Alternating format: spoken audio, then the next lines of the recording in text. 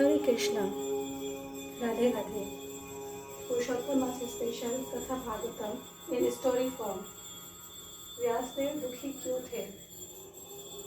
पहला सब्जेक्ट है व्यासदेव दुखी क्यों थे। राधे राधे। आज हम श्रीमद् भागवतम की एक बहुत सुंदर और गहरी कथा सुनेंगे। क्या आपने कभी सोचा है वेदों के रचयिता, महाभारत जैसे महान ग्रंथ के लेखक महर्षि वेद व्यास आखिर दुखी क्यों थे? उनके पास ज्ञान था, तपस्या थी, सम्मान था, फिर भी उनके हृदय में खालीपन क्यों था? आइए इस दिव्य कथा को सरल शब्दों में समझते हैं।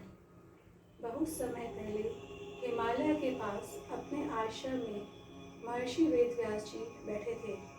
वे जानते थे कि कलयुग आने वाला है और कलयुग में लोगों की स्मरण शक्ति, धैर्य और आध्यात्मिक शक्ति कम हो जाएगी। इसलिए उन्होंने मानव कल्याण के लिए वेदों को 4 भागों में विभाजित किया।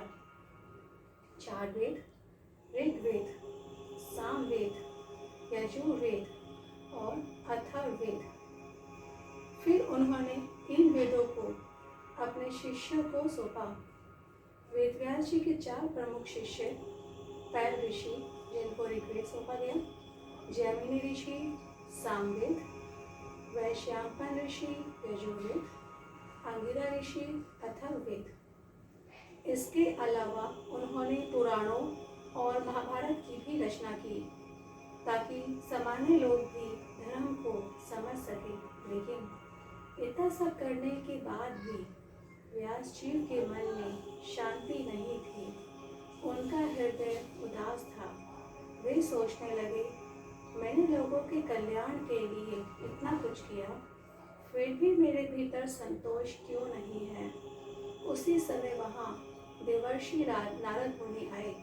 नारद जी ने वेद व्यास जी को उदास देखा और प्रेम से पूछा, हे व्यासदेव, आप इतने महान ज्ञानी हैं, फिर भी आपके हृदय में दुख क्यों है?